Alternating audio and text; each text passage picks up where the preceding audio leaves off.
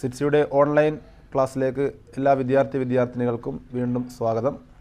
നമ്മൾ +1 സുവോളജിയുടെ എക്സാമിനെ അഭിമുഖീകരിക്കാൻ പോകുന്ന ഒരു സാഹചര്യമാണ് ഇപ്പോൾ ഉള്ളത്. ഏതാനും ദിവസങ്ങൾക്കകം പബ്ലിക് എക്സാം നടക്കാൻ പോവുകയാണ്. നമ്മൾ +1 സുവോളജിയുടെ എല്ലാ ടോപ്പിക്കിൻ്റെയും വീഡിയോസ് ഓൾറെഡി തന്നെ അപ്ലോഡ് ചെയ്തപ്പോൾ അതൊക്കെ നിങ്ങൾ വീണ്ടും ആവർത്തിച്ച് ആ പാഠഭാഗങ്ങൾ കാണുകയും പഠിക്കുകയും ചെയ്യുക. ഇപ്പോൾ നമ്മൾ ഫോക്കസ്ഡ് ഏരിയ ബേസിലുള്ള റിവിഷനുകളും പരീക്ഷയ്ക്ക് വരാൻ സാധ്യതയുള്ള ക്വസ്റ്റ്യനുകളും നിങ്ങളെ പരിചയപ്പെടുത്തുന്ന സെഷനുകളാണ് കണ്ടക്ട് ചെയ്തുകൊണ്ടിരിക്കുന്നത്. 9 ചാപ്റ്ററോളം നമ്മൾ ഏകദേശം ഓൾറെഡി ഇതിൻ്റെ വീഡിയോസ് ചെയ്തു കഴിഞ്ഞു. അടുത്ത ന്യൂറൽ കൺട്രോൾ ആൻഡ് കോർഡിനേഷൻ എന്ന് പറയുന്ന നെക്സ്റ്റ് ചാപ്റ്ററിൻ്റെ ഫോക്കസ്ഡ് ഏരിയ ബേസ്ഡ് റിവിഷൻ വീഡിയോസാണ് നമ്മളിപ്പോൾ നിങ്ങൾക്ക് മുമ്പിൽ അപ്ലോഡ് ചെയ്യുന്നത്. കൃത്യമായും ഈ വീഡിയോസ് കാണുകയും അതിൽ നിങ്ങളെ പരിചയപ്പെടുത്തുന്ന ക്വസ്റ്റ്യനുകൾ ബുക്കിലേക്ക് നോട്ട് ചെയ്ത് വെക്കുകയും അതിൻ്റെ ആൻസറുകൾ കൃത്യമായി പഠിച്ചുകൊണ്ട് പോവുകയും ചെയ്താൽ 100% മാർക്കും സുവോളജിക്ക് നിങ്ങൾക്ക് ഉറപ്പുവരുത്താൻ കഴിയും. ആ അർത്ഥത്തിൽ നിങ്ങളതിനെ പഠിക്കാൻ ശ്രമിക്കുക. അതോടൊപ്പം തന്നെ ഈ വീഡിയോസുമായി ബന്ധപ്പെട്ട് നിങ്ങളുടെ അഭിപ്രായങ്ങൾ നിങ്ങൾ കമൻറ്റ് ബോക്സിൽ രേഖപ്പെടുത്തുക. നിങ്ങൾക്ക് എന്തെങ്കിലും ഡൗട്ടുകളുണ്ടെങ്കിൽ ആ ഡൗട്ടുകൾ കൃത്യമായിട്ട് കമൻറ്റ് ബോക്സിലൂടെ ഞങ്ങളെ അറിയിക്കുക. തീർച്ചയായും അതിന് കൃത്യമായ റിപ്ലൈ, അതിന് മറുപടി നൽകുന്നതായിരിക്കും. അതോടൊപ്പം തന്നെ ഈ വീഡിയോസ് നിങ്ങൾക്ക് ഇഷ്ടപ്പെട്ടാൽ നിങ്ങളുടെ മറ്റ് കൂട്ടുകാർക്ക് അവർക്കൂടെ ഉപകാരപ്പെടത്തക്ക രീതിയിൽ നിങ്ങളിത് ഷെയർ ചെയ്ത് കൊടുക്കുക. കൃത്യമായ കാര്യങ്ങൾ ആസൂത്രണം ചെയ്ത് പഠിക്കാനും ശ്രമിച്ചുകൊണ്ട് നമുക്ക് എക്സാമിലേക്ക് കടക്കണം. എല്ലാവർക്കും വിജയാശംസകൾ നേർന്നുകൊണ്ട് നമ്മൾ ക്ലാസ് ആരംഭിക്കാൻ പോവുകയാണ്.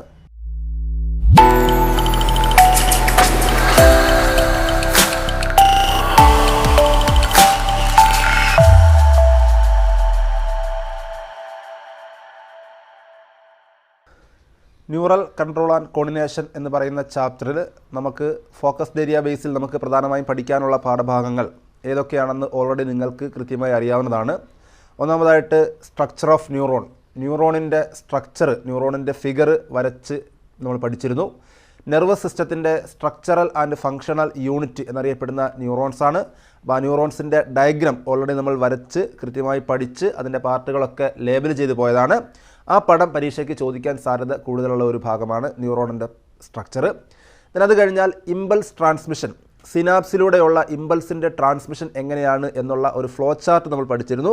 ആ ഫ്ലോ ചാർട്ട് ഫോക്കസ്ഡ് ഏരിയയിൽ വളരെ പ്രധാനപ്പെട്ട ഒരു ടോപ്പിക്കാണ്, പരീക്ഷയ്ക്ക് ചോദിക്കാൻ സാധ്യത കൂടുതലുള്ളതാണ്. അതുപോലെ തന്നെ സിനാപ്സ് എന്താണെന്നും സിനാപ്റ്റിക് ക്ലെഫ്റ്റ് എന്താണെന്നും ഒക്കെയുള്ള ടേമുകൾ കൂടി അതിനോടൊപ്പം കൃത്യമായി പഠിച്ചു വെക്കുക. അതിനുശേഷം നമ്മൾ ബ്രെയിനിൻ്റെ സ്ട്രക്ചർ പഠിച്ചിരുന്നു. ബ്രെയിനിൻ്റെ സ്ട്രക്ചറിൽ ബ്രെയിനിൻ്റെ പാർട്ടുകൾ, അതിനകത്ത് വരുന്ന പ്രധാനപ്പെട്ട ഭാഗങ്ങൾ, അതിൻ്റെയൊക്കെ ഫങ്ഷൻസ്, ഇങ്ങനെയുള്ള കുറച്ച് കാര്യങ്ങൾ സ്ട്രക്ചർ ഓഫ് ബ്രെയിനുമായി ബന്ധപ്പെട്ട് നമ്മൾ പഠിച്ചിരുന്നു. അതും കൃത്യമായി പരീക്ഷയ്ക്ക് ചോദിക്കാൻ സാധ്യതയുള്ള ഒരു ഡയഗ്രമാണ്. അതിനുശേഷം റിഫ്ലക്സ് ആക്ഷൻ എന്ന് പറയുന്ന സ്പൈനൽ കോഡുമായി ബന്ധപ്പെട്ട് നമ്മുടെ ബോഡിക്ക് ഉണ്ടാകുന്ന സഡൻ ആൻഡ് ഇൻവോളണ്ടറി റിയാക്ഷൻസ്, അതിനെയാണ് റിഫ്ലക്സ് ആക്ഷൻ എന്ന് വിളിക്കുക. ഈ റിഫ്ലക്സ് ആക്ഷനിൽ അതിൻ്റെ റിഫ്ലക്സ് ആർക്ക് എന്ന് പറയുന്ന ഇമ്പൾസിൻ്റെ പാത്വേയുമായി ബന്ധപ്പെട്ട ഫ്ലോ ചാർട്ടുകളൊക്കെ പലപ്പോഴും പരീക്ഷയ്ക്ക് ചോദിക്കാറുണ്ട്. അത് ഈ ഫോക്കസ്ഡ് ഏരിയയിൽ കൃത്യമായി പഠിക്കാൻ സ്പെസിഫൈ ചെയ്ത് പറഞ്ഞൊരു ടോപ്പിക്കാണ്. അപ്പോൾ അതുകൊണ്ട് റിഫ്ലക്സ് ആക്ഷനുമായി ബന്ധപ്പെട്ട കാര്യങ്ങൾ കൃത്യമായി പഠിച്ചു വെക്കുക. അതിനുശേഷം നമുക്ക് പഠിക്കാനുള്ളത് സ്ട്രക്ചർ ഓഫ് ഐയുടെ സ്ട്രക്ചറും അതുപോലെ തന്നെ സ്ട്രക്ചർ ഓഫ് ഇയറിൻ്റെ സ്ട്രക്ചർ. ഇത്രയും കാര്യങ്ങളാണ് നമുക്ക് ഈ ന്യൂറൽ കൺട്രോൾ ആൻഡ് കോർഡിനേഷൻ എന്ന് പറയുന്ന ചാപ്റ്ററിൽ നമുക്ക് പഠിക്കാനുള്ളത്. അപ്പോൾ ആ ഭാഗത്തു നിന്നും വരാൻ സാധ്യതയുള്ള ക്വസ്റ്റ്യനുകൾ നിങ്ങളെ പരിചയപ്പെടുത്താൻ പോവുകയാണ്. നമുക്ക് ഒന്നാമത്തെ ക്വസ്റ്റ്യനിലോട്ട് കടക്കാം. ഒന്നാമത്തെ ചോദ്യം, diagram of A synapse is given below. ഒരു സിനാപ്സിൻ്റെ പടമാണ് കൊടുത്തിരിക്കുന്നത്. മെൻഷൻ ദ പാർട്സ് മാർക്ക്ഡ്, അവിടെ മാർക്ക് ചെയ്തിരിക്കുന്ന പാർട്ടുകൾ ഏതൊക്കെയാണെന്ന് മെൻഷൻ ചെയ്യണം എന്നാണ് പറഞ്ഞിരിക്കുന്നത്. നമുക്കറിയാം, ഒരു സിനാപ്സിൻ്റെ ഫിഗറാണ് കൊടുത്തേക്കുന്നത്. അപ്പോൾ സിനാപ്സ് എന്ന് പറയുമ്പോൾ 2 ന്യൂറോണുകൾ തമ്മിൽ കൂടിച്ചേരുന്ന junction, the junction between 2 neuron is called synapse എന്ന് ഓൾറെഡി നമുക്കറിയാം. ഇവിടെ ഈ സിനാപ്സിൻ്റെ ഡയഗ്രാം നോക്കിയാൽ നമുക്കറിയാം, ഇവിടെ വന്ന് അവസാനിക്കുന്നത് ഒരു ന്യൂറോണിൻ്റെ സിനാപ്റ്റിക് നോബിലാണ് വന്ന് അവസാനിക്കുന്നത്. അതേപോലെ അടുത്തത് മറ്റൊരു ന്യൂറോണിൻ്റെ ഡെൻഡ്രൈറ്റ് ആരംഭിക്കുന്ന ഫിഗറാണ്. അപ്പോൾ ഒരു ന്യൂറോണിൻ്റെ സിനാപ്റ്റിക് നോബ് അവസാനിക്കുന്നു, തൊട്ടടുത്ത ന്യൂറോണിൻ്റെ ഡെൻഡ്രൈറ്റ് ആരംഭിക്കുന്നു. സിനാപ്സിലേക്ക് വരുന്ന ന്യൂറോണിനെ നമ്മൾ പ്രീ സിനാപ്റ്റിക് ന്യൂറോൺ എന്നും, സിനാപ്സിൽ നിന്ന് പോകുന്ന ന്യൂറോണിനെ നമുക്ക് പോസ്റ്റ് സിനാപ്റ്റിക് ന്യൂറോൺ എന്നും പറയാം. ഓക്കെ, അപ്പോൾ പ്രീ സിനാപ്റ്റിക് ന്യൂറോണുമുണ്ട്, പോസ്റ്റ് സിനാപ്റ്റിക് ന്യൂറോണുമുണ്ട്. ഇവിടെ ലേബൽ ചെയ്യാൻ പറഞ്ഞേക്കുന്ന ABCD 4 പാർട്ടുകളാണ്. നമുക്ക് നോക്കാം. എ എന്ന പാർട്ട് നമുക്കറിയാം, പ്രീ സിനാപ്റ്റിക് ന്യൂറോണിനകത്തുള്ള സിനാപ്റ്റിക് നോബിനകത്ത് കാണപ്പെടുന്ന സിനാപ്റ്റിക് വെസിക്കിളിനെയാണ് ലേബൽ ചെയ്യാൻ പറഞ്ഞേക്കുന്നത്. അപ്പോൾ എ എന്ന പാർട്ട് റെപ്രസെൻറ്റ് ചെയ്യുന്നത് സിനാപ്റ്റിക് വെസിക്കിളിനെയാണ്. എ പാർട്ട് റെപ്രസെൻറ്റ് ചെയ്യുന്നത് സിനാപ്റ്റിക് വെസിക്കിളിനെയാണ്.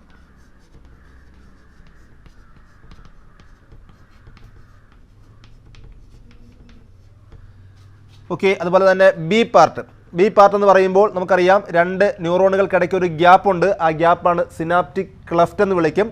അപ്പോൾ ആ ഗ്യാപ്പിനെയാണ് ബി മാർക്ക് ചെയ്തേക്കുന്നത്. അപ്പോൾ ബി എന്ന് പറയുമ്പോൾ അത് സിനാപ്റ്റിക് ക്ലെഫ്റ്റ് ആണ്.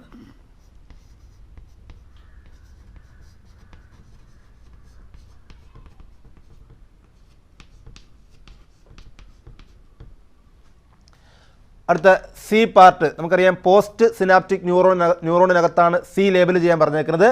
പോസ്റ്റ് സിനാപ്റ്റിക് ന്യൂറോണിനകത്ത് സി ലേബൽ ചെയ്യാൻ പറഞ്ഞേക്കുന്നത് റിസപ്റ്റേഴ്സ് ആണ്. ഓൾറെഡി നമ്മൾ പഠിച്ചതാണ്. റിസപ്റ്റേഴ്സ് ആണ് ആ കാണിച്ചേക്കുന്നത്. അപ്പോൾ റിസപ്റ്റേഴ്സ് ആണ് സി കൊണ്ട് മാർക്ക് ചെയ്യേണ്ടത്.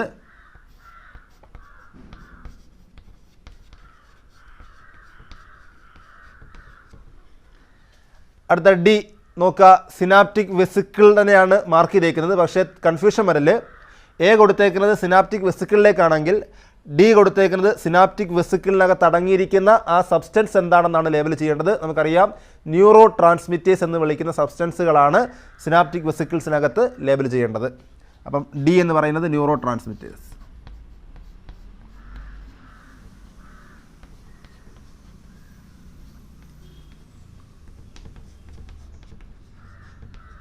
ഓക്കെ. ഇതേപോലെ നമ്മളിവിടെ എ ബി സി ഡി 4 എണ്ണം മാത്രമാണെങ്കിലും ഇനിയും ഇതുപോലെ ലേബൽ ചെയ്യാൻ പല ഭാഗം ചോദിക്കാം. ഇപ്പോൾ നേരെ ഇത് ലേബൽ ചെയ്യാൻ ചോദിച്ചു കഴിഞ്ഞാൽ അത് പ്രീ സിനാപ്റ്റിക് ന്യൂറോൺ ആണ്. ഇത് ലേബൽ ചെയ്യാൻ ചോദിച്ചാൽ അത് പോസ്റ്റ് സിനാപ്റ്റിക് ന്യൂറോൺ ആണ്. ചിലപ്പോൾ ഇതിൻ്റെ മെമ്പറൈൻ ചോദിക്കും, പ്രീ സിനാപ്റ്റിക് മെമ്പറൈൻ എന്നും മറ്റേത് പോസ്റ്റ് സിനാപ്റ്റിക് മെമ്പറൈനും. അപ്പോൾ പ്രീ സിനാപ്റ്റിക് ന്യൂറോൺ ലേബൽ ചെയ്യാൻ ചോദിക്കാം, പോസ്റ്റ് സിനാപ്റ്റിക് ന്യൂറോൺ ലേബൽ ചെയ്യാൻ ചോദിക്കാം. അതേപോലെ മെമ്പറൈനുകൾ വെച്ചും ചോദിക്കാം, പ്രീ സിനാപ്റ്റിക് മെമ്പറൈന്, പോസ്റ്റ് സിനാപ്റ്റിക് മെമ്പറൈനൊക്കെ ചോദിക്കാം. മനസ്സിലായല്ലോ? അപ്പോൾ ഇങ്ങനെയുള്ള വ്യത്യസ്തങ്ങളായിട്ടുള്ള ചോദ്യങ്ങൾ വരാൻ സാധ്യതയുള്ളൊരു ഫിഗറാണ് ഇത്. അപ്പോൾ ഇത്തരം ചോദ്യങ്ങൾ വന്നു കഴിഞ്ഞാൽ കൃത്യമായിട്ട് ആൻസർ ചെയ്യാൻ പറ്റണമെങ്കിൽ സിനാപ്സുമായി ബന്ധപ്പെട്ട് ഉള്ള ഫാക്റ്റുകളെല്ലാം നമ്മൾ കൃത്യമായി പഠിച്ചു വെച്ചിരിക്കണം. ഓക്കെ. നമ്മൾ സെക്കൻഡ് ക്വസ്റ്റ്യനിലോട്ട് കിടക്കുകയാണ്.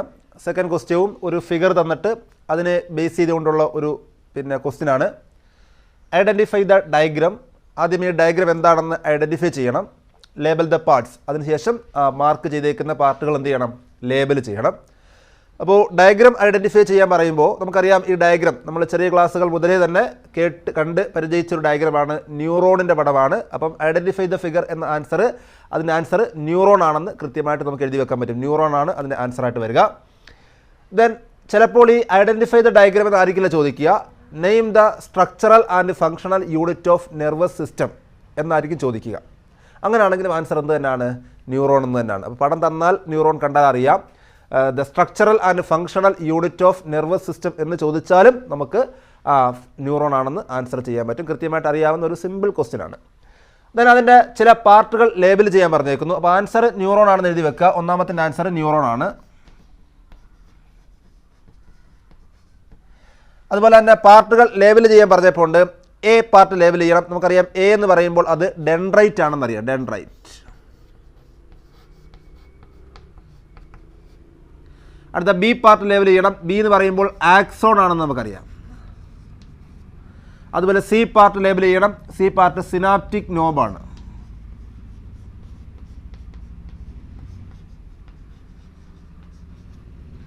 അതുപോലെ ഡി പാർട്ട്, ഡി എന്ന് പറയുമ്പോൾ കൺഫ്യൂഷൻ വരണ്ട. ആക്സോൺ ഓൾറെഡി നമ്മൾ ലേബൽ ചെയ്ത് കഴിഞ്ഞു. അതുകൊണ്ട് ഡി എന്ന് പറയുന്നത് ആക്സോൺ അല്ല. പിന്നെ ആക്സോണിനെ കവർ ചെയ്തുകൊണ്ടുള്ള മൈലിൻ ഷീത്ത് ആണോ അല്ലെങ്കിൽ ആക്സോണിന് ചുറ്റും കാണപ്പെടുന്ന ഷ്വാൻ സെൽസ് ആണോ എന്നൊക്കെ നമുക്ക് കൺഫ്യൂഷൻ വരും. ഇവിടെ അവർ മാർക്ക് ചെയ്തേക്കുന്നത് കറക്റ്റായിട്ട് ആ മൈലിൻ ഷീത്തിനിടയ്ക്കുള്ള ഒരു ഗ്യാപ്പാണ്.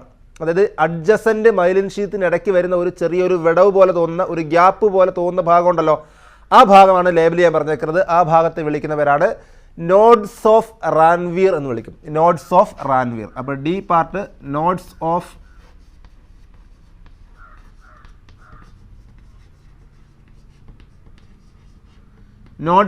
റാൻവീർ എന്ന് പറയുന്ന ഭാഗമാണ് ലേബൽ ചെയ്യാൻ പറഞ്ഞിരിക്കുന്ന പാർട്ട്. ചിലപ്പോൾ ഇവിടെ മൈലിൻ ഷീത്ത് ആയിരിക്കാം, ചിലപ്പോൾ ഷ്വാൻ സെൽസ് ആയിരിക്കാം ലേബൽ ചെയ്യാൻ പറഞ്ഞേക്കുന്നത്. അപ്പോൾ അത് കൃത്യമായിട്ട് അതിൽ മാർക്ക് ചെയ്തേക്കുന്ന ഭാഗം നോക്കി വേണം ലേബൽ ചെയ്യാൻ. ഇനി ഇതിനകത്ത് ചിലപ്പോൾ ന്യൂക്ലിയസ് ലേബൽ ചെയ്യാൻ ചോദിക്കാം, ചിലപ്പോൾ നിസൽ ഗ്രാന്യൂൾസ് എന്ന് വിളിക്കുന്ന സൈറ്റോപ്ലാസത്തിലെ തരികൾ പോലെ കിടക്കുന്ന ഗ്രാന്യൂൾസ് ലേബൽ ചെയ്യാൻ ചോദിക്കാം. അതുപോലെ തന്നെ ആക്സോൺ ടെർമിനൽ ചോദിക്കാം. അതുപോലെ സിനാപ്റ്റിക് നോബിനകത്ത് ഉള്ള ആ വെസിക്കിളിൻ്റെ പേര് സിനാപ്റ്റിക് വെസിക്കിൾ ചോദിക്കാം. അതിനകത്ത് അടങ്ങിയിരിക്കുന്ന കെമിക്കൽസ് ന്യൂറോ ട്രാൻസ്മിറ്റേഴ്സ് ചോദിക്കാം. ഇങ്ങനെ ന്യൂറോണുമായി ബന്ധപ്പെട്ട് ഏത് പാർട്ട് വേണമെങ്കിലും കൃത്യമായി ലേബൽ ചെയ്യാൻ ചോദിക്കാം. അതുകൊണ്ട് ന്യൂറോണിൻ്റെ സ്ട്രക്ചറും അതിൻ്റെ പാർട്ടുകളും കൃത്യമായിട്ട് ഓർത്തു വെച്ചേക്കുക. ഓക്കെ, നമ്മൾ മൂന്നാമത്തെ ക്വസ്റ്റ്യനിലോട്ട് കിടക്കുകയാണ്. Flow chart shows impulse transmission through chemical synapse. Chemical സിനാപ്സിലൂടെയുള്ള ഇമ്പൾസ് ട്രാൻസ്മിഷനെ സംബന്ധിച്ച ഒരു ഫ്ലോ ചാർട്ടാണ് താഴെ കാണിക്കുന്നത്. Complete it. അത് വായിച്ച് നോക്കിയിട്ട് എന്ത് ചെയ്യുക, അതിനകത്ത് വിട്ടുപോയ ഭാഗങ്ങൾ നമ്മൾ കംപ്ലീറ്റ് ചെയ്യുക എന്നതാണ് ചോദ്യം കൊണ്ട് ഉദ്ദേശിക്കുന്നത്. നമ്മൾ ഓൾറെഡി പഠിച്ചതാണ് കെമിക്കൽ സിനാപ്സിലൂടെയുള്ള ഇമ്പൾസ് ട്രാൻസ്മിഷൻ്റെ ഭാഗമായിട്ട് സംഭവിക്കുന്ന ഓരോ സ്റ്റെപ്പുകളും നമ്മൾ കൃത്യമായിട്ട് ഫ്ലോ ചാർട്ട് പോലെ തന്നെ എഴുതി പഠിച്ചു പോയ കാര്യങ്ങളാണ്. അപ്പോൾ ആ ഫ്ലോ ചാർട്ട് കൃത്യമായി പഠിച്ച് മനസ്സിലാക്കി വെക്കുക. പരീക്ഷയ്ക്ക് വ്യത്യസ്തമായ രീതിയിൽ ചോദിക്കാം. ചിലപ്പോൾ ദാണ്ട് ഈ തന്നേക്കുന്ന പോലെ തന്നെ എല്ലാ പോയിന്റുകളും ഓർഡറിൽ തന്നിട്ട് അതിനകത്ത് ഇടയ്ക്കുള്ള പോയിന്റുകൾ ബ്ലാങ്ക് ആയിട്ട് ഇടുകയും നമ്മളോടത് ഫില്ല് ചെയ്ത് കംപ്ലീറ്റ് ആക്കാൻ പറയാം. ചിലപ്പോൾ ആ ഇവൻറ്റുകൾ ഓർഡർ തെറ്റിച്ച് തന്നിട്ട് arrange in the correct order എന്ന് പറയാം. അപ്പോൾ ഇങ്ങനെ വ്യത്യസ്തങ്ങളായ രീതിയിൽ ചോദിക്കാം. ഏത് രീതിയിൽ ചോദിച്ചാലും നമുക്കത് എഴുതണമെങ്കിൽ ആ ഫ്ലോ ചാർട്ട് മൊത്തം നമ്മൾ കൃത്യമായി വായിച്ച് മനസ്സിലാക്കി കറക്റ്റ് ഓർഡറിൽ അത് പഠിച്ചു വെച്ചിരിക്കണം. ഓക്കെ, നോക്കാം. ഇവിടെ ഒന്നാമത്തെ ഒരു സെൻറ്റൻസ് ആയിട്ട് ഇമ്പൾസ് അറൈവ്സ് അറ്റ്, ഇമ്പൾസ് എത്തിച്ചേരുന്നു എന്ന് പറഞ്ഞേക്കുന്നു. ഇമ്പൾസ് എവിടെയാണ് എത്തിച്ചേരുക, അവിടെ അത് മാർക്ക് ചെയ്തപ്പോൾ ഇല്ല, എ കൊടുത്തപ്പോൾ ഉണ്ട്, എവിടെയാണ് എത്തിച്ചേരുന്നത് നമ്മൾ എഴുതണം. അപ്പം ഇമ്പൾസ് അറൈവ്സ് അറ്റ്, ഇമ്പൾസ് എത്തിച്ചേരുന്നു എവിടെയാണ്, impulse arrives at axon terminal, ആക്സോണിൻ്റെ ടെർമിനലിൽ എത്തിച്ചേരുന്നു. Axon terminal,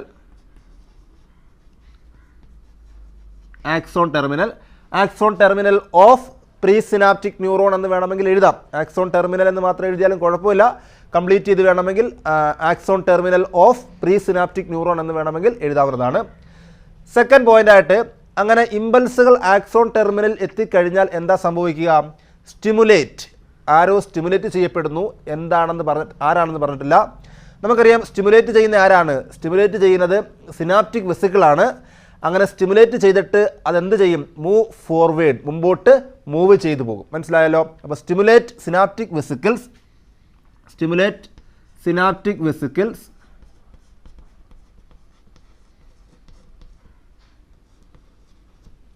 and moves forward.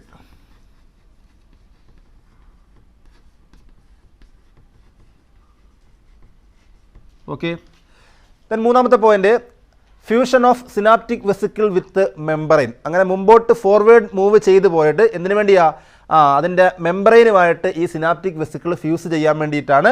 അപ്പോൾ നമ്മൾ പറഞ്ഞ ബി പോയിന്റിൻ്റെ കണ്ടിന്യൂഷനാണ് C point, fusion of synaptic vesicle with membrane. മെമ്പറൈനുമായിട്ട് സിനാപ്റ്റിക് വെസിക്കിൾ എന്ത് ചെയ്യുന്നു, ഫ്യൂസ് ചെയ്യുന്നു. അടുത്ത പോയിന്റ് ബ്രേക്ക് ഡൗൺ ഓഫ്, ആരോ ബ്രേക്ക് ഡൗൺ ചെയ്യപ്പെടുന്നു, പക്ഷേ ആരാന്ന് പറഞ്ഞിട്ടില്ല. നമുക്ക് കൃത്യമായിട്ട് അറിയാം break down of synaptic vesicle and release of neuro transmitters into the synaptic cleft. Synaptic വെസിക്കിളുകൾ ബ്രേക്ക് ഡൗൺ ചെയ്യുകയും അതിനകത്തുനിന്ന് ന്യൂറോ ട്രാൻസ്മിറ്റേഴ്സ് എന്ന് വിളിക്കുന്ന കെമിക്കൽസ് എങ്ങോട്ട് റിലീസാകും, സിനാപ്റ്റിക് ക്ലെഫ്റ്റിലോട്ട് റിലീസ് ആവുകയും ചെയ്യും. Break down of synaptic vesicle, break down of synaptic vesicle and release neuro transmitters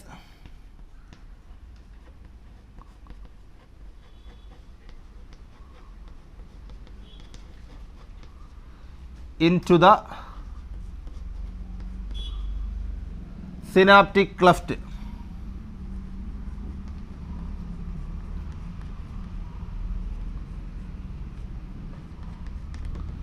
okay, അടുത്ത പോയിന്റ് അവർ പറഞ്ഞപ്പോൾ ഉണ്ട് neurotransmitters bind with receptors of post synaptic neuron. അങ്ങനെ ന്യൂറോ ട്രാൻസ്മിറ്റേഴ്സ് ആ സിനാപ്റ്റിക് ക്ലെഫ്റ്റിലോട്ട് റിലീസ് ആയി കഴിഞ്ഞാൽ ആ ന്യൂറോ ട്രാൻസ്മിറ്റേഴ്സ് എല്ലാം കൂടെ ആരുമായിട്ട് ബൈൻഡ് ചെയ്യുന്നു, പോസ്റ്റ് സിനാപ്റ്റിക് ന്യൂറോണിൻ്റെ റിസപ്റ്റേഴ്സുമായിട്ട് ബൈൻഡ് ചെയ്യുന്നു. ആ പോയിന്റ് അവർ തന്നേപ്പോണ്ട്. അടുത്ത പോയിന്റ് ഡാഷ് ഓപ്പൺ. അപ്പോൾ അവിടെ എന്തോ ഒന്ന് ഓപ്പൺ ആകും. എന്താണ് ഓപ്പൺ ആവുക, an ionic channel, an ionic channel, an ionic channel open in the post synaptic neuron. Post synaptic ന്യൂറോണിൽ ഉടനെ ഒരു അയോണിക് ചാനൽ ഓപ്പൺ ചെയ്യുന്നു. ലാസ്റ്റ് പോയിന്റ് ആയിട്ട് പറഞ്ഞേക്കുന്നു generation of new action potential in the post synaptic neuron. ഉടനെ എന്താ സംഭവിക്കുക, ആ പോസ്റ്റ് സിനാപ്റ്റിക് ന്യൂറോണിൽ പുതിയ ഒരു ആക്ഷൻ പൊട്ടൻഷ്യൽ അഥവാ പുതിയൊരു ഇമ്പൾസ് ഫോം ചെയ്യുന്നു. ഓക്കെ, ഇപ്പോൾ ഇത്രയും കാര്യങ്ങളാണ് ഇമ്പൾസ് ട്രാൻസ്മിഷനുമായി ബന്ധപ്പെട്ടുകൊണ്ടുള്ള അതിൻ്റെ ഫ്ലോ ചാർട്ടായിട്ട് പഠിച്ചു വെക്കേണ്ടത്. അപ്പോൾ ഒന്നാമതായിട്ട് impulse arrived at axon terminal of the pre synaptic neuron. Then എന്താ സംഭവിക്കുക? Synaptic vesicle stimulate and move forward. Then synaptic vesicle fuse with membrane of the pre synaptic neuron എന്ന് വേണമെങ്കിൽ പറയാം. ദെൻ എന്താ സംഭവിക്കുക? Synaptic vesicle breaks and release neuro transmitters into the synaptic cleft. Then എന്താ സംഭവിക്കുക? The neurotransmitters bind with receptors of the post synaptic neuron. Then എന്താ സംഭവിക്കുക? An ionic channel open in the post synaptic neuron. Last point, generation of A new action potential or A new impulse in the post synaptic neuron. അപ്പോൾ ഇത്രയും പോയിന്റുകൾ കൃത്യമായി പഠിച്ചു വെച്ചോണം. പരീക്ഷയ്ക്ക് ചോദിക്കാൻ സാധ്യതയുള്ളതാണ്. ചിലപ്പോൾ കൺഫ്യൂഷനൊക്കെ വരും. അപ്പോൾ അതുകൊണ്ട് കൃത്യമായിട്ട് 1 by 1 ആയിട്ട് ആ പോയിന്റ് ഒരു കഥ പോലെ ഓർത്ത് വെച്ചാൽ മതി. അവിടെ ആ നടക്കുന്ന സംഭവങ്ങൾ നമ്മൾ ചിത്രീകരിച്ച് പഠിച്ചതാണ്. അപ്പോൾ ആ സംഭവങ്ങൾ അത് ഒരു സ്റ്റോറി പോലെ എന്ത് ചെയ്യുക, ഓർത്ത് വെച്ചേക്കുക. ഓക്കെ. അതുപോലെ തന്നെ ഇവിടെ ക്വസ്റ്റിനകത്ത് കെമിക്കൽ സിനാപ്സ് എടുത്തു പറഞ്ഞപ്പോൾ ഉണ്ട്. അപ്പോൾ കെമിക്കൽ സിനാപ്സിലൂടെയുള്ള ഇമ്പൾസ് ട്രാൻസ്മിഷൻ്റെ രീതിയാണിത്. നമുക്കറിയാം സിനാപ്സുകൾ 2 ടൈപ്പ് ഉണ്ട്. കെമിക്കൽ സിനാപ്സും ഉണ്ട്, ഇലക്ട്രിക്കൽ സിനാപ്സും ഉണ്ട്. അപ്പോൾ അത് ഇലക്ട്രിക്കൽ സിനാപ്സിനെ കുറിച്ചൊന്നും ഫോക്കസ് ഏരിയയിൽ പറയുന്നില്ലെങ്കിൽ കൂടി നമ്മളൊന്ന് ജസ്റ്റ് അറിഞ്ഞിരിക്കുക. കെമിക്കൽ സിനാപ്സും ഇലക്ട്രിക്കൽ സിനാപ്സും തമ്മിലുള്ള വ്യത്യാസം അറിഞ്ഞിരിക്കുക. കെമിക്കൽ സിനാപ്സ് ആകുമ്പോൾ അവിടെ സിനാപ്റ്റിക് ക്ലെഫ്റ്റ് പ്രസൻ്റ് ആയിരിക്കും. ഇലക്ട്രിക്കൽ സിനാപ്സ് ആകുമ്പോൾ അവിടെ സിനാപ്റ്റിക് ക്ലെഫ്റ്റ് ആബ്സെൻ്റ് ആയിരിക്കും. ദെൻ കെമിക്കൽ സിനാപ്സിലൂടെയുള്ള ഇമ്പൾസ് ട്രാൻസ്മിഷൻ കമ്പാരിറ്റീവ്ലി സ്ലോ ആയിരിക്കും. ആരേക്കാൾ? ഇലക്ട്രിക്കൽ സിനാപ്സിലൂടെ. ഇലക്ട്രിക്കൽ സിനാപ്സിൽ ഇമ്പൾസ് ട്രാൻസ്മിഷൻ കമ്പാരിറ്റീവ്ലി ഫാസ്റ്റർ ആയിരിക്കും. അതുമായി കമ്പയർ ചെയ്ത് നോക്കുമ്പോൾ കെമിക്കൽ സിനാപ്സിലൂടെയുള്ള ഇമ്പൾസ് ട്രാൻസ്മിഷൻ ഇത്തിരി സ്ലോയിലായിരിക്കും. മൂന്നാമത്തെ പോയിൻ്റായിട്ട് കെമിക്കൽ സിനാപ്സ് നമ്മുടെ ബോഡിയിൽ കോമൺ ആയിട്ടുള്ളതാണ്. ഇലക്ട്രിക്കൽ സിനാപ്സ് നമ്മുടെ ബോഡിയിൽ റെയറായിട്ട് കാണപ്പെടുന്ന ഒരു സിനാപ്സാണ്. അപ്പോൾ ആ ഒരു വ്യത്യാസം കൂടി ഔട്ട് ഓഫ് ഫോക്കസ് ഏരിയ ആണെങ്കിൽ പോലും ജസ്റ്റ് മനസ്സിലാക്കി വെച്ചേക്കണം. ചിലപ്പോൾ ചോദിച്ചാൽ നമുക്ക് എഴുതാൻ പറ്റും. ഓക്കെ. നമ്മൾ 4ാമത്തെ ചോദ്യത്തിലേക്ക് കടക്കുകയാണ്. ബ്രെയിനിൻ്റെ പാർട്ടുകളുമായി ബന്ധപ്പെട്ടൊരു ചോദ്യമാണ്. ചോദ്യം വായിക്കുമെന്ന് നമുക്കറിയാം. ബ്രെയിനിൻ്റെ 3 പാർട്ടുകളായിട്ട് തിരിച്ചേക്കുന്നു. ഫോർ ബ്രെയിന്, ബാക്കി 2 ഒരു തന്നേപ്പോയില്ല. ഫോർ ബ്രെയിൻ്റെ പാർട്ടുകൾ സെറിബ്രം ഡാഷ് ഹൈപ്പോതലാമസ്, ഒരു പാർട്ട് അവർ തന്നേപ്പോയില്ല. ദെൻ സെക്കൻഡ് വണ്ണിൽ സെറിബ്രൽ അക്വിഡക്റ്റ് തന്നേക്കുന്നു, പിന്നെ 1 തന്നേപ്പോയില്ല. ലാസ്റ്റ് വണ്ണിൽ സെറിബെല്ലവും പോൺസും തന്നേക്കുന്നു, ലാസ്റ്റ് 1 തന്നേപ്പോയില്ല. അപ്പോൾ പാർട്സ് ഓഫ് ബ്രെയിൻ അല്ലെങ്കിൽ സ്ട്രക്ചർ ഓഫ് ബ്രെയിൻ എന്ന് പറഞ്ഞിട്ട് ഫോക്കസ് ഏരിയയ്ക്കകത്ത് പ്രത്യേകമായിട്ട് പഠിക്കാൻ പറഞ്ഞേക്കുന്ന ഒരു ഭാഗമാണ്. അപ്പോൾ അതുമായി ബന്ധപ്പെട്ടൊരു ചോദ്യമാണ് ഈ കൊടുത്തിരിക്കുന്നത്. നമുക്കറിയാം ബ്രെയിനിൻ്റെ പാർട്ടുകൾ കൃത്യമായി നമ്മൾ പഠിച്ചതാണ്. ബ്രെയിന് 3 പാർട്ടായിട്ട് തിരിക്കാം. ഫോർ ബ്രെയിൻ ഉണ്ട്, മിഡ് ബ്രെയിൻ ഉണ്ട്, ഹൈൻ ബ്രെയിൻ ഉണ്ട്. അപ്പോൾ സെക്കൻഡ് വൺ വരുന്നത് എന്താണ്? മിഡ് ബ്രെയിൻ ആണ്.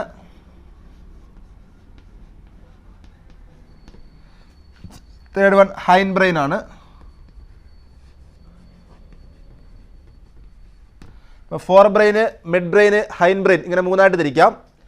അതിൽ ഫോർ ബ്രെയിൻ വരുമ്പോൾ സെറിബ്രം ഉണ്ട്, ഹൈപ്പോതലാമസ് ഉണ്ട്, ഇടയ്ക്ക് വരേണ്ടത് തലാമസ് ആണ്.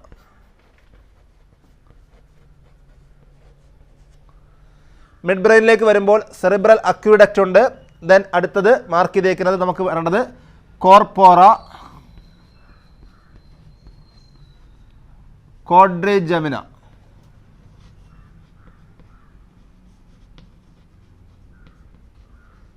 കോർപ്പോറ ക്വാഡ്രിജെമിന എന്ന് പറയുന്ന ഭാഗമാണ് വരേണ്ടത്. ഒരു 4 റൗണ്ട് സ്വെല്ലിങ്സ് ഉള്ള കാര്യം നമ്മൾ പഠിച്ചിരുന്നു മിഡ് ബ്രെയിനിൽ. അതിൻ്റെ പേരാണ് കോർപ്പോറ ക്വാഡ്രിജെമിന.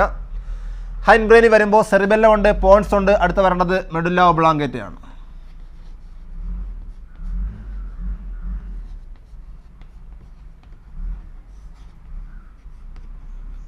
അപ്പോൾ ഇങ്ങനെയുള്ള ചോദ്യം വരാം.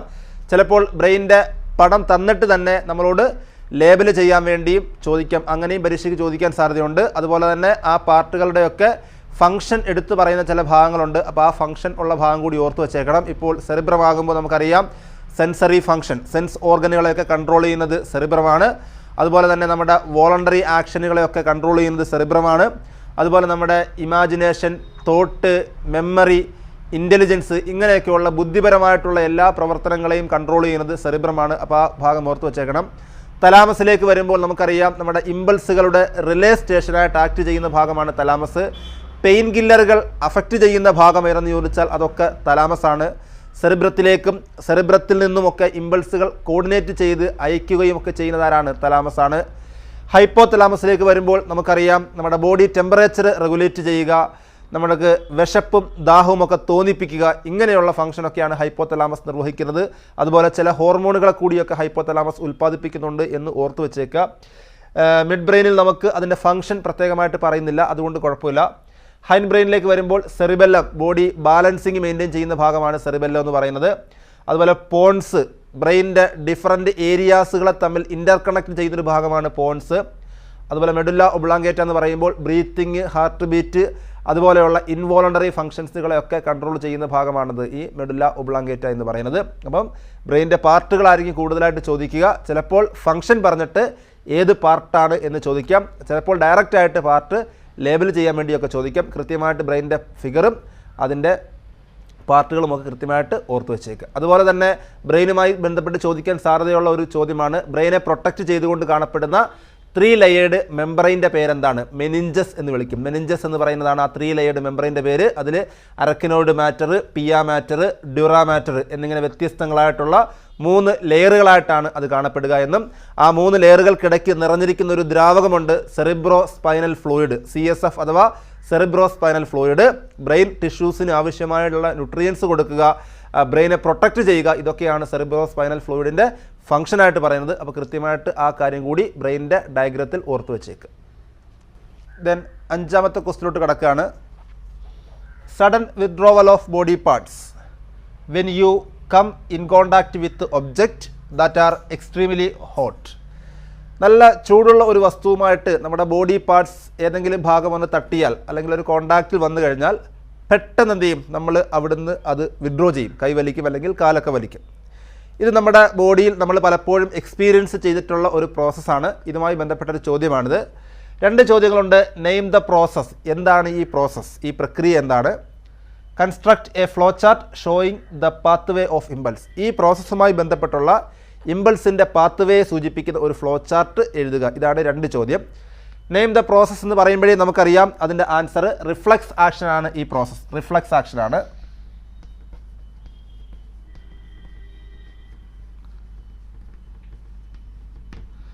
റിഫ്ലക്സ് ആക്ഷനുകളെ കുറിച്ച് നമ്മൾ പഠിച്ചതാണ്. റിഫ്ലക്സ് ആക്ഷൻ എന്ന് പറഞ്ഞാൽ സഡൻ വിത്ഡ്രോവൽ അല്ലെങ്കിൽ sudden and involuntary response of body against a stimulus. ഏതെങ്കിലും ഒരു സ്റ്റിമുലസിനെതിരെ സഡനായിട്ട് ഇൻവോളണ്ടറി ആയിട്ട് ബോഡി ചെയ്യുന്ന റെസ്പോൺസിനെയാണ് എന്ത് വിളിക്കുക? റിഫ്ലക്സ് ആക്ഷൻ എന്ന് വിളിക്കുക. ഈ റിഫ്ലക്സ് ആക്ഷനുകൾ അൺകോൺഷ്യസ് ആക്ഷൻ ആണെന്നും അല്ലെങ്കിൽ സെൻട്രൽ നെർവസ് സിസ്റ്റത്തിൻ്റെ കോൺഷ്യസ് ഏരിയ അറിഞ്ഞുകൊണ്ട് നടക്കുന്ന ആക്ഷനുകളല്ല റിഫ്ലക്സ് ആക്ഷനുകൾ എന്നൊക്കെ നമ്മൾ പഠിച്ചതാണ്. മെജോറിറ്റി റിഫ്ലക്സ് ആക്ഷനുകളും ഫോം ചെയ്യുന്നത് സ്പൈനൽ കോഡിൽ നിന്നാണ് എന്ന് നമ്മൾ കൃത്യമായി പഠിച്ചതാണ്. ഓക്കെ ആണല്ലോ? അപ്പോൾ റിഫ്ലക്സ് ആക്ഷനാണ് ഈ പ്രക്രിയ. ഇനി ഈ റിഫ്ലക്സ് ആക്ഷൻ സംഭവിക്കുമ്പോൾ അതിന് കാരണമായിട്ട് അവിടെ നടക്കുന്ന ഇമ്പൾസ് ട്രാൻസ്മിഷനെ കുറിച്ചുള്ള ഒരു പാത്ത് വേ, ആ പാത്ത് വേയുടെ ഫ്ലോ ചാർട്ട് എഴുതാനാണ് പറഞ്ഞേക്കുന്നത്. അപ്പോൾ അത് നമുക്ക് കൃത്യമായി അറിയാം. ആദ്യം ഒരു റിസപ്റ്റേഴ്സ്, ഏതെങ്കിലും റിസപ്റ്റേഴ്സ് ആണ് സ്റ്റിമുലേറ്റഡ് ആവുക. റിസപ്റ്റേഴ്സ്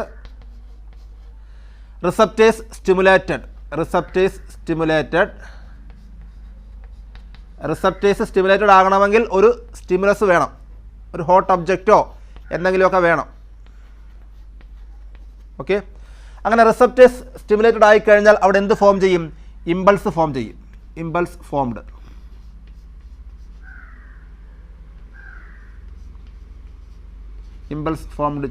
ഫോം ചെയ്യും. ആ ഇമ്പൾസിനെ ക്യാരി ചെയ്ത് കൊണ്ടുപോകുന്ന ആരാണ്? സെൻസറി ന്യൂറോൺ ആണ്. സെൻസറി ന്യൂറോൺ ക്യാരി ചെയ്ത് കൊണ്ടുപോകും.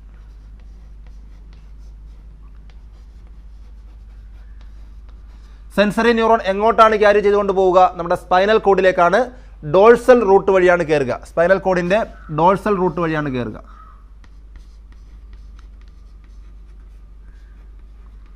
ഡോൾസൽ റൂട്ട് വഴി സ്പൈനൽ കോഡിലേക്ക് പോകും. സ്പൈനൽ കോഡിൽ വെച്ച് ഇൻ്റർ ന്യൂറോൺ എന്ന് പറയുന്ന ന്യൂറോൺ ഈ സെൻസറി ന്യൂറോണിനെ മോട്ടോർ ന്യൂറോണുമായിട്ട് എന്ത് ചെയ്യും? കണക്ട് ചെയ്യുന്നു. അപ്പം സ്പൈനൽ കോഡിനകത്ത് ഇൻ്റർ ന്യൂറോൺ,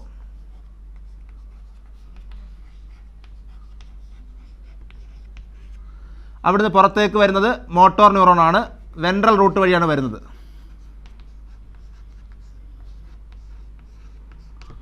തിരിച്ചു വരുന്ന ന്യൂറോൺ മോട്ടോർ ന്യൂറോൺ ആണ്.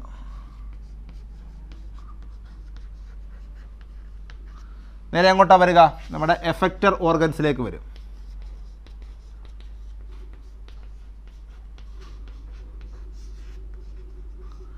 ഓക്കെ, അപ്പോൾ ഏതെങ്കിലും ഒരു സ്റ്റിമുലസ് നമ്മുടെ ബോഡിയിൽ തൊടുന്നു. ഒരു ഹോട്ട് ഒബ്ജക്റ്റ് ആകാം, ഒരു കോൾഡ് ഒബ്ജക്റ്റ് ആകാം, എന്തെങ്കിലും ആയിക്കോട്ടെ. അപ്പോൾ അവിടുത്തെ റിസപ്റ്റേഴ്സ് സ്റ്റിമുലേറ്റ് ചെയ്യുന്നു, ഇമ്പൾസ് ഫോം ചെയ്യുന്നു. ആ ഇമ്പൾസിനെ നമ്മുടെ സെൻസറി ന്യൂറോൺ ക്യാരി ചെയ്തുകൊണ്ട് എങ്ങോട്ട് പോകുന്നു? സ്പൈനൽ കോഡിലേക്ക് പോകുന്നു. സ്പൈനൽ കോഡിലേക്ക് പോകുമ്പോൾ ഡോഴ്സൽ റൂട്ട് വഴിയാണ് സ്പൈനൽ കോഡിലേക്ക് പ്രവേശിക്കുന്നത്. സ്പൈനൽ കോഡിൽ വെച്ച് ഇൻ്റർ ന്യൂറോൺ ഈ സെൻസറി ന്യൂറോണിനെ റിപ്ലൈ വരുന്ന മോട്ടോർ ന്യൂറോണുമായിട്ട് കണക്ട് ചെയ്യുന്നു. അപ്പോൾ സ്പൈനൽ കോഡിനകത്താണ് ഇൻ്റർ ന്യൂറോൺ. ദെൻ പുറത്തേക്ക് റിപ്ലൈ വരുന്നത് വെൻട്രൽ റൂട്ട് വഴിയാണ്. അങ്ങോട്ട് പോയത് ഡോഴ്സൽ റൂട്ട് വഴിയാണെങ്കിൽ ഇങ്ങോട്ട് വന്നത് വെൻട്രൽ റൂട്ട് വഴിയാണ്. വെൻട്രൽ റൂട്ട് വഴി മോട്ടോർ ന്യൂറോൺ അതിനെ എങ്ങോട്ട് എത്തിക്കുന്നു? എഫക്റ്റർ ഓർഗൻ്റെ മസിൽസിലേക്ക് എത്തിക്കുന്നു എന്ന് ഓർത്ത് വെച്ചേക്കാം. ഇവിടെ നമ്മൾ സെൻസറി ന്യൂറോൺ അങ്ങോട്ട് പോകുമ്പോൾ അതിനെ അഫറൻറ്റ് ന്യൂറോൺ എന്നോ അഫറൻറ്റ് പാത്വേ എന്നും വിളിക്കാം. തിരിച്ചു വരുന്ന മോട്ടോർ ന്യൂറോണിനെ എഫറൻറ്റ് ന്യൂറോൺ എന്നോ എഫറൻറ്റ് പാത്വേ എന്നൊക്കെ വിളിക്കാം. ചിലപ്പോൾ പരീക്ഷയ്ക്ക് അഫറൻറ്റ് ന്യൂറോണും എഫറൻറ്റ് ന്യൂറോണും വെച്ചായിരിക്കും, അല്ലെങ്കിൽ അഫറൻറ്റ് പാത്വയും എഫറൻറ്റ് പാത്വയും വെച്ചായിരിക്കും ചോദിക്കുക. പിന്നെ ഞാൻ ഈ ഫ്ലോ ചാർട്ട് പറഞ്ഞേക്കുമ്പോൾ അവിടെയുള്ള എല്ലാ കാര്യങ്ങളും പറഞ്ഞപ്പോൾ സ്റ്റിമുലസ് തൊട്ട് റിസപ്റ്റേഴ്സുകൾ ആക്റ്റീവ് ആകുന്ന കാര്യം, ഇമ്പൾസ് ഫോം ചെയ്യുന്ന കാര്യം, സെൻസറി ന്യൂറോൺ വഴി പോകുന്ന കാര്യം, ഡോഴ്സൽ റൂട്ട് വഴിയാണ് കയറുന്നത്, സ്പൈനൽ കോഡിനകത്ത് ഇൻ്റർ ന്യൂറോൺ ഉണ്ട്, പുറത്തേക്ക് വരുന്നത് വെൻട്രൽ റൂട്ട് വഴിയാണ്, മോട്ടോർ ന്യൂറോണാണ് റിപ്ലൈ കൊണ്ടുവരുന്നത്, എഫക്റ്റർ ഓർഗനിലേക്കാണ് എത്തിക്കുന്നത്, എഫക്റ്റർ ഓർഗൻ്റെ മസിൽ ഫൈബറിലേക്കാണ് അത് എത്തിക്കുന്നത്. അപ്പോഴാണ് വിഡ്രോ ചെയ്യാൻ പറ്റുക. ഇതിന് സെൻസറി ന്യൂറോണിന് പകരം അഫറൻറ്റ് ന്യൂറോണും മോട്ടോർ ന്യൂറോണിന് പകരം എഫറൻറ്റ് ന്യൂറോണും ആകാൻ സാധ്യതയുണ്ട് എന്നുള്ളൊരു മാറ്റം ഒഴിച്ചാൽ ആ ഫ്ലോ ചാർട്ടുമായി ബന്ധപ്പെട്ടുള്ള എല്ലാ കാര്യങ്ങളും ഞാനിവിടെ പറഞ്ഞപ്പോണ്ട്. പരീക്ഷയ്ക്ക് ചോദിക്കുമ്പോൾ കോളം വെച്ചാൽ ചോദിക്കുന്നതെങ്കിൽ അവരുദ്ദേശിക്കുന്ന പോയിന്റുകൾ, ഇപ്പോൾ 1-2 പോയിന്റ് മാത്രം മതിയെങ്കിൽ ആ പോയിന്റ് വെച്ച് മാത്രം ഫ്ലോ ചാർട്ട് ഉണ്ടാക്കിയാൽ മതി. പക്ഷേ ആ ഫ്ലോ ചാർട്ടിൽ ഉൾപ്പെടാൻ സാധ്യതയുള്ള എല്ലാ പോയിന്റുകളും നമ്മൾ ഇവിടെ മാർക്ക് ചെയ്തേപ്പോണ്ട്. ക്വസ്റ്റ്യൻ പേപ്പർ ചിലപ്പോൾ ഏതെങ്കിലും 3-4 പോയിന്റുകൾ ബേസ് ചെയ്ത് മാത്രമായിരിക്കും. അങ്ങനെയാണെങ്കിൽ ആ പോയിന്റുകൾ മാത്രം ഫില്ല് ചെയ്താൽ മതിയാകും. ഓക്കെ, 6ാമത്തെ ചോദ്യത്തിലേക്ക് കടക്കാണ്. Observe the diagram and label the parts. ഒരു ഡയഗ്രാം തന്നിരിക്കുന്നു, ആ ഡയഗ്രാം നോക്കി മനസ്സിലാക്കുക, എന്നിട്ട് പാർട്സുകൾ ലേബൽ ചെയ്യുക. അതുപോലെ തന്നെ identify the photo receptors in human eye. Human ഐക്കകത്തുള്ള ഫോട്ടോ റിസപ്റ്റേഴ്സുകൾ ഏതൊക്കെയാണെന്ന് കൂടി എന്ത് ചെയ്യണം? എഴുതണം. ഓക്കെ ആണല്ലോ. അപ്പോൾ പടം നമുക്കറിയാം, ഐയുടെ പടമാണ്. നമ്മൾ 10ാം ക്ലാസ്സിലും പഠിച്ചതാണ്, +1ലും പഠിച്ചതാണ്. അതുകൊണ്ട് നമുക്ക് വളരെ ഫെമിലിയർ ആയിട്ടുള്ളൊരു ഡയഗ്രമാണെന്ത്? ഐയുടെ ഡയഗ്രാം. അതിൻ്റെ പാർട്ടുകളും നമുക്ക് വളരെ ഫെമിലിയർ ആണ്. ഇവിടെ നമുക്ക് ലേബൽ ചെയ്യാൻ പറഞ്ഞേക്കുന്നത്, ഒന്നാമതായിട്ട് എ കൊടുത്തേക്കുന്നത് നമ്മുടെ ലെൻസിന് നേരെയാണ്. അപ്പോൾ എ എന്നുള്ളത് ലെൻസ് എന്ന് മാർക്ക് ചെയ്യുക. കോൺവെക്സ് ലെൻസാണ്, വേണമെങ്കിൽ കോൺവെക്സ് ലെൻസ് എന്ന് എഴുതാം, അല്ലെങ്കിൽ ലെൻസ് എന്ന് എഴുതിയാലും മതിയാവും. എന്നിട്ട് ബി മാർക്ക് ചെയ്തേക്കുന്നത് നമുക്കറിയാം, പുറത്തോട്ട് പ്രൊജക്റ്റ് ചെയ്തിരിക്കുന്ന ഭാഗം അത് കോർണിയാണ്.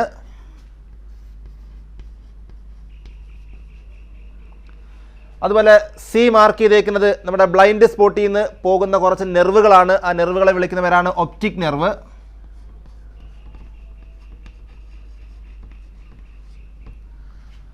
അതുപോലെ ഡി മാർക്ക് ചെയ്തേക്കുന്നത് നമ്മുടെ പിഗ്മെൻറ്റഡ്, ഡാർക്ക് കളറിലുള്ള പിഗ്മെൻറ്റഡ് പാർട്ടാണ്. അതിൻ്റെ പേരാണ് ഐറിസ്.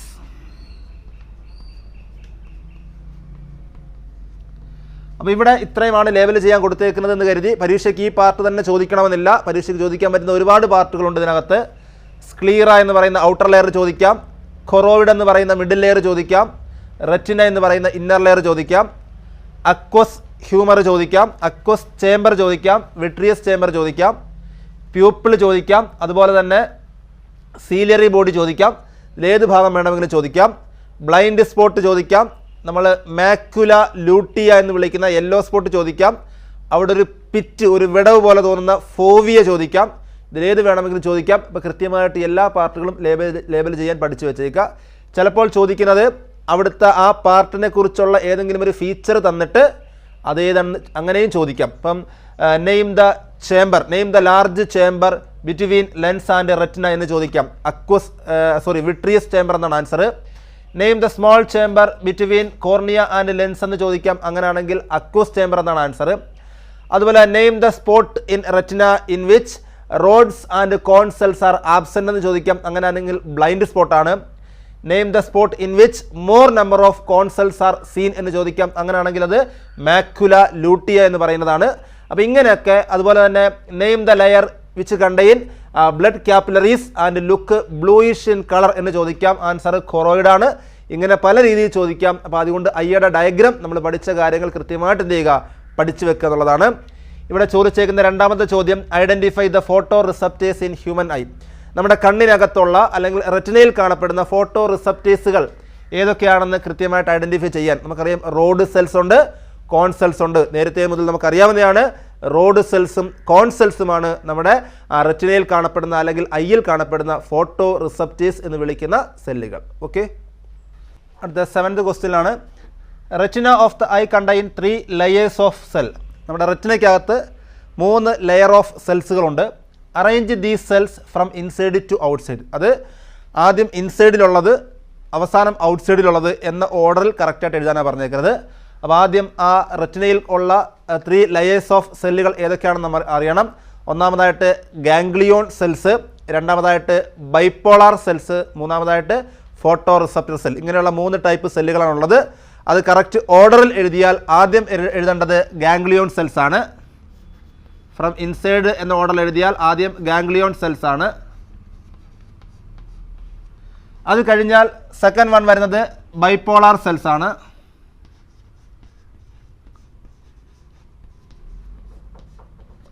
അത് കഴിഞ്ഞാൽ ദെൻ ഫോട്ടോ റിസപ്റ്റർ സെൽ.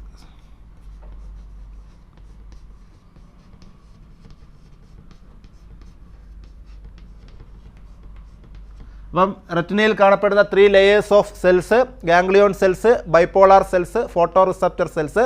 അത് ഫ്രം ഇൻസൈഡ് ടു ഔട്ട്സൈഡ് എന്ന ഓർഡറിൽ എഴുതിയാൽ ആദ്യം ganglion cells, second one bipolar cells, third one photo receptor cell. ഇവിടുത്തെ കൺഫ്യൂഷൻ വരില്ലേ പരീക്ഷയ്ക്ക്? റെറ്റിനയിൽ കാണപ്പെടുന്ന 3 ടൈപ്പ് സെല്ലുകൾ, 3 ലെയർ ഓഫ് സെല്ല് ചോദിച്ചാൽ ഇത് 3 എഴുതണം. റെറ്റിനയിൽ കാണപ്പെടുന്ന ഫോട്ടോ റിസപ്റ്റർ സെല്ലുകൾ ഏതൊക്കെയെന്ന് ചോദിച്ചാൽ റോഡ് സെൽസും കോൺ സെൽസുമാണ് എഴുതുന്നത്. അപ്പോൾ ഫോട്ടോ റിസപ്റ്റേഴ്സ് ആണ് റോഡ് സെല്ലും കോൺ സെല്ലും. അല്ലാതെ റെറ്റിനയിലുള്ള 3 ടൈപ്പ് ഓഫ് സെല്ലെന്ന് ചോദിച്ചാൽ അത് ganglion cells, bipolar cells and photo receptor സെല്ലുകളാണ്. ഓക്കെ, 8ാമത്തെ ക്വസ്റ്റ്യനിലോട്ട് കിടക്കാം. Name the bones in the ear ossicle. Ear ossicle എന്ന് പറയുന്നതിൽ വരുന്ന ബോൺസുകൾ ഏതൊക്കെയാണെന്ന് എഴുതുക. Arrange them in the order in which they are present from tympanic membrane. എന്നിട്ട് ടിംബാനിക് മെമ്പറൈനിൽ നിന്നും അതിനെ അറേഞ്ച് ചെയ്തേക്കുന്ന ഓർഡറിൽ അത് എഴുതാനാണ് പറഞ്ഞേക്കുന്നത്. നമുക്കറിയാം, ക്വസ്റ്റ്യൻ കേൾക്കുമ്പോഴേ അറിയാം ഇയറിൻ്റെ സ്ട്രക്ചറുമായി ബന്ധപ്പെട്ടുള്ളൊരു ചോദ്യമാണ്. നേരത്തെ നമ്മൾ ന്യൂറോണിൻ്റെയും ബ്രെയിൻ്റെയും ഐയുടെയും ഒക്കെ ഡയഗ്രാം പറഞ്ഞ പോലെ തന്നെ പാർട്സ് ഓഫ് ഇയർ എന്ന് പറയുന്നത് ഫോക്കസ്ഡ് ഏരിയയിൽ പഠിക്കാനുള്ളൊരു ടോപ്പിക്കാണ്. അപ്പോൾ ചിലപ്പോൾ ഇയറിൻ്റെ പടം തന്നിട്ട് പാർട്ടുകൾ ലേബൽ ചെയ്യാനോ അല്ലെങ്കിൽ ഇയറിൻ്റെ പടത്തെ സംബന്ധിച്ച് അതിൻ്റെ പാർട്ടുകൾ എഴുതുന്ന ഫ്ലോ ചാർട്ടായിട്ടോ ഒക്കെ ചോദ്യങ്ങൾ വരാൻ സാധ്യതയുണ്ട്. ഇവിടെ ചോദിച്ചേക്കുന്നത് ഇയർ ഓസിക്കിളിൽ വരുന്ന ബോണുകൾ ഏതൊക്കെയാണെന്നാണ്. നമുക്കറിയാം ഇയർ ഓസിക്കിൾസിൽ 3 ബോൺസ് ആണുള്ളത്. മാലിയസ് എന്ന bone, incus, stapes. Malleus, incus, stapes. അത് ചെവിയുടെ മിഡിൽ ഇയറിൻ്റെ ഭാഗമാണ്.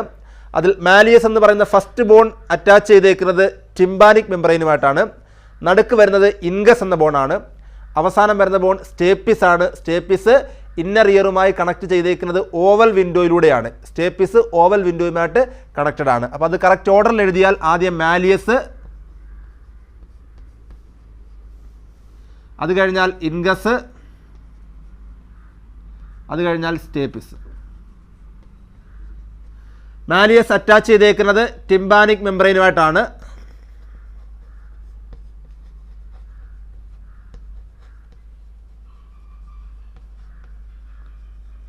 അതുപോലെ സ്റ്റേപ്പിസ് അറ്റാച്ച് ചെയ്തേക്കുന്നത് ഓവൽ വിൻഡോയുമായിട്ടാണ്.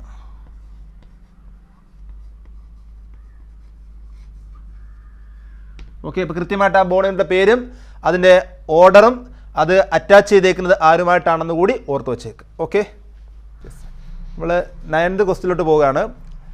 ഇയറിൻ്റെ സ്ട്രക്ചറുമായി ബന്ധപ്പെട്ട് തന്നെയുള്ളൊരു ഫ്ലോ ചാർട്ടാണ്. നേരത്തെ ബ്രെയിനിൻ്റെ പറഞ്ഞ പോലെ തന്നെ പരീക്ഷയ്ക്ക് ചോദിക്കാൻ വളരെയധികം സാധ്യതയുള്ള ഒരു ഭാഗമാണിത്. അപ്പോൾ ഇയറിനെ പ്രധാനമായിട്ട് 3 പാർട്ടായിട്ട് തിരിച്ചേക്കുന്ന കാര്യം നമുക്കറിയാം. അതിൽ ഔട്ടർ ഇയർ അവർ തന്നപ്പോൾ ഉണ്ട്, ഇടയ്ക്ക് ഡാഷ് ഇട്ടേക്കാണ്, അവസാനം ഇന്നർ ഇയർ തന്നപ്പോൾ ഉണ്ട്. അപ്പോൾ ഇടയ്ക്ക് വരുന്ന ഭാഗം ഏതെന്ന് വളരെ സിമ്പിളായിട്ട് നമുക്കറിയാം. ഔട്ടർ ഇയർ കഴിഞ്ഞാൽ ഇടയ്ക്ക് വരുന്നത് മിഡിൽ ഇയർ ആണ്.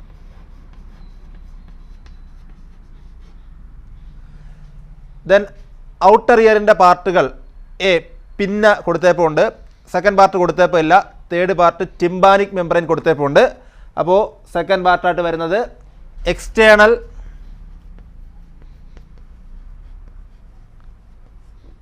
ഓഡിറ്ററി മീറ്റസ് ആണെന്ന് നമുക്കറിയാം. കൃത്യമായിട്ട് എഴുതി വെക്കുക. അല്ലെങ്കിൽ ഇയർ കനാലെന്നോ എക്സ്റ്റേണൽ ഓഡിറ്ററി കനാലെന്നോ ഒക്കെ വിളിക്കുന്ന ഭാഗമാണ്. ദെൻ മിഡിൽ ഇയറിൽ ഇയർ ഓസിക്കിൾ എന്ന് പറയുന്ന ഭാഗം കൊടുത്തപ്പോൾ ഉണ്ട്. നേരത്തെ പറഞ്ഞ മാലിയസ്, ഇൻഗസ്, സ്റ്റേപ്പിസ് ഒക്കെ ഉൾപ്പെടുന്ന ഇയർ ഓസിക്കിൾ കൊടുത്തപ്പോൾ ഉണ്ട്.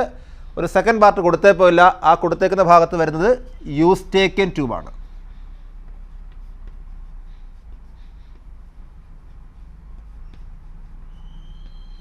യൂസ്റ്റേക്കിയൻ ട്യൂബാണ് കൊടുത്തേക്കുന്നത്. ഈ യൂസ്റ്റേക്കിയൻ ട്യൂബുമായി ബന്ധപ്പെട്ടുകൊണ്ട് പരീക്ഷയ്ക്ക് ചോദിക്കാം, name the tube which connect middle ear to the pharynx. അങ്ങനെ ചോദിക്കാം. മിഡിൽ ഇയറിനെ ഫാരിങ്സുമായി കണക്ട് ചെയ്യുന്ന ട്യൂബിൻ്റെ പേരെന്ത്? അതാണ് യൂസ്റ്റേക്കിയൻ ട്യൂബ് എന്ന് വിളിക്കുന്നത്. അതുപോലെ തന്നെ യൂസ്റ്റേക്കിയൻ ട്യൂബിൻ്റെ ഫംഗ്ഷൻ മേ ബി ചോദിച്ചേക്കാം.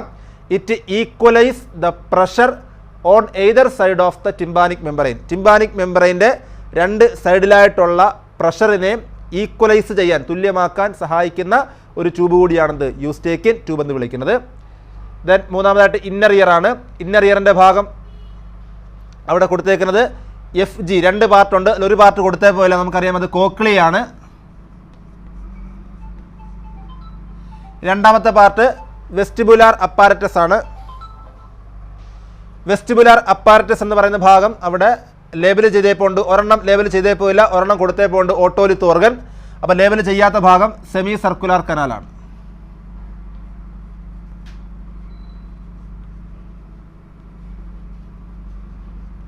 ഇത്രയുമാണ് ഇയറിൻ്റെ പാർട്ടുകളായിട്ട് വരിക. ഓട്ടോലിത്ത് ഓർഗനെ വീണ്ടും നമ്മൾ യൂട്രിക്കിൾ, സാക്യൂൾ എന്നൊക്കെ തിരിച്ചേ പോകുന്നുണ്ട്. അപ്പോൾ അതൊക്കെ ജസ്റ്റ് ഓർത്ത് വെച്ചേക്കുക. പരീക്ഷയ്ക്ക് ചോദിക്കുമ്പോൾ ഏറ്റവും സിമ്പിൾ വേയിൽ തന്നെ ആയിരിക്കും കൂടുതലും ചോദിക്കാൻ സാധ്യതയുള്ളത്. അപ്പോൾ ഇത്രയും പാർട്ടുകൾ ഇയറിൻ്റെ സ്ട്രക്ചറിൽ വരുന്ന പാർട്ടുകളാണ്. അത് കൃത്യമായിട്ട് ഓർത്ത് വെച്ചേക്കുക. പരീക്ഷയ്ക്ക് ചോദിക്കാനുള്ള സാധ്യത 1 മാർക്കിനോ 2 മാർക്കിനോ ഒക്കെ ഇയറിൻ്റെ പാർട്ടുകളുമായി ബന്ധപ്പെട്ട ചോദ്യം വരാൻ സാധ്യത വളരെ കൂടുതലാണ്. ഓക്കെ, നെക്സ്റ്റ് 10ാമത്തെ ക്വസ്റ്റ്യൻ ആണ്.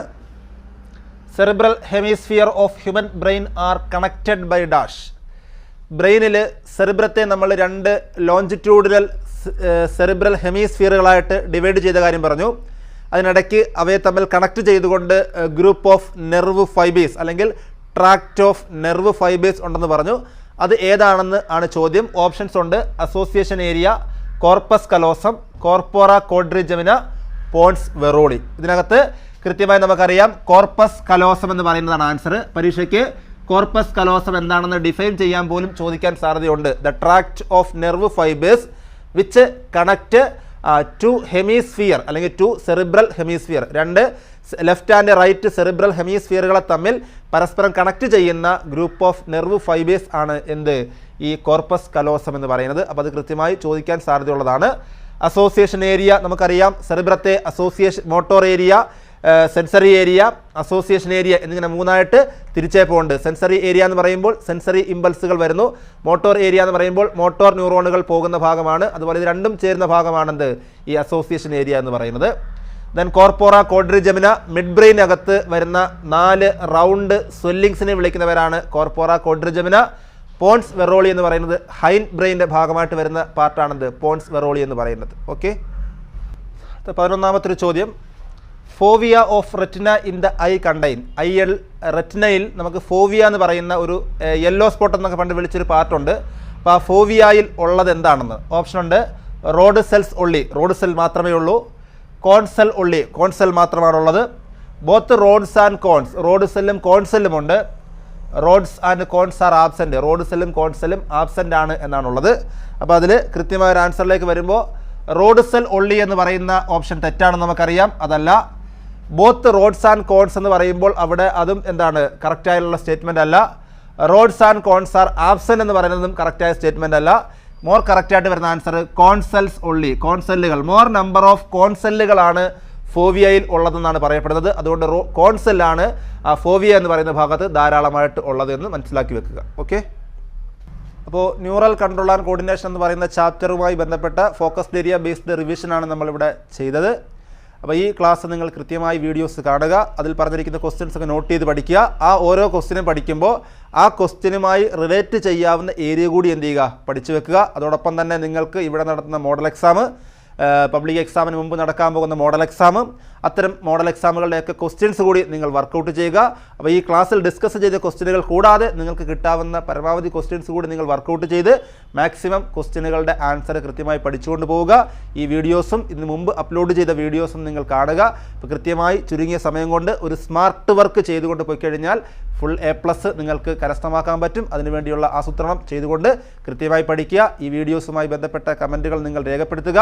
കൂട്ടുകാർക്ക് വേണ്ടി ഈ വീഡിയോസ് ഷെയർ ചെയ്യുക. അതോടൊപ്പം തന്നെ നിങ്ങളുടെ സെക്കൻഡ് ഇയർ ക്ലാസ്സുകളുടെ വീഡിയോസ് നിങ്ങൾക്ക് ലഭിക്കണമെങ്കിൽ നമ്മുടെ സിറ്റ്സി ആപ്പ് പ്ലേ സ്റ്റോറിൽ നിന്ന് ഡൗൺലോഡ് ചെയ്യുകയും അതിൽ രജിസ്റ്റർ ചെയ്യുകയും ചെയ്യുക. അങ്ങനെയാണെങ്കിൽ നിങ്ങൾക്ക് സെക്കൻഡ് ഇയറിൻ്റെ ക്ലാസ്സുകൾ നിങ്ങൾക്ക് കൃത്യമായി കാണാൻ കഴിയുന്നതായിരിക്കും. എല്ലാവർക്കും നല്ല രീതിയിൽ പരീക്ഷ എഴുതാൻ കഴിയട്ടെ എന്ന് പ്രാർത്ഥിച്ചുകൊണ്ട് വിജയാശംസകൾ നേർന്നുകൊണ്ട് നമ്മുടെ ഈ ക്ലാസ് ഇന്ന് അവസാനിക്കുകയാണ്. ഓക്കെ.